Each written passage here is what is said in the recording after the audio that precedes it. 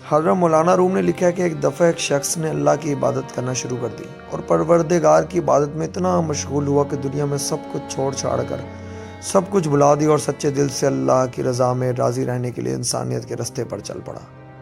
مولانا روم کہتے ہیں کہ ایک وقت وہ آیا کہ اس کے گھر میں کچھ کھانے کو بھی نہ بچا، اور ہوتے ہوتے وہ وقت بھی آیا کہ گھر باہر سب ختم ہو گیا اور وہ شخص چلتے ہوئے موت کے انتظار میں گلیاں گھومتا کہ اب پلے تو کچھ نہیں بچا تو انتظار ہی کر سکتا ہوں، اللہ سنبھال لے گا۔ ایک دن بیٹھا ہوا تھا کہ دیکھا اس کے قریب سے ایک لمبی قطار میں گھوڑے گزرے۔ ان گھوڑوں کی سیٹ سونے اور چاندی سے بنی ہوئی تھی اور ان کی پیٹھوں پر سونے کے کپڑے پہنے ہوئے تھے۔ ان گھوڑوں پر جو لوگ بیٹھے تھے وہ کسی شاہی گھرانے سے کم نہ لگتے تھے۔ ان کے سروں پر سونے کی ٹوپیاں تھیں اور ایسے معلوم ہو رہا تھا کوئی بادشاہ جا رہے ہیں۔ اس شخص کی دریافت کرنے پر ایسے بتایا گیا کہ یہ 7 گاؤں میں ایک بادشاہ ہے، یہ سب اس کے غلام ہیں اور بادشاہ کے دربار میں یہ سب لوگ جا رہے ہیں۔ وہ شخص کچھ دیر حیران ہوا کہ یہ حالت غلاموں کی ہے تو بادشاہ کی حالت کیا ہوگی۔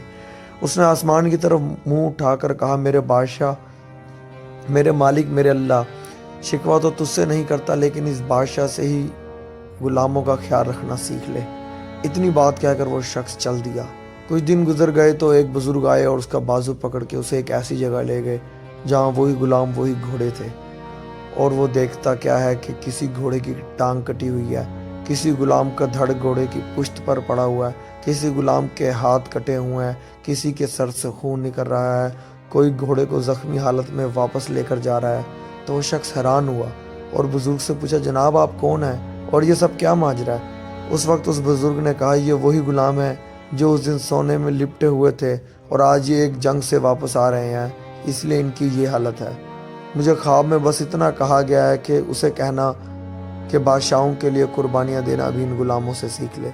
حقیقت میں ہمیں قربانی دینا آیا ہی نہیں، چاہے دین کا معاملہ سیدھا کرنا ہو، رشتہ داروں کا یا دنیا کا۔ جس دن ہم قربانی دینا سیکھ لیں گے، دین کے لیے، اپنوں کے لیے اور دنیا کے لیے، اس پر توکل کرنا سیکھ لیں گے، اس دن شہنشاہ اللہ رب العزت ہمیں ایسی بادشاہیت عطا فرمائے گا جو کبھی نہ ختم۔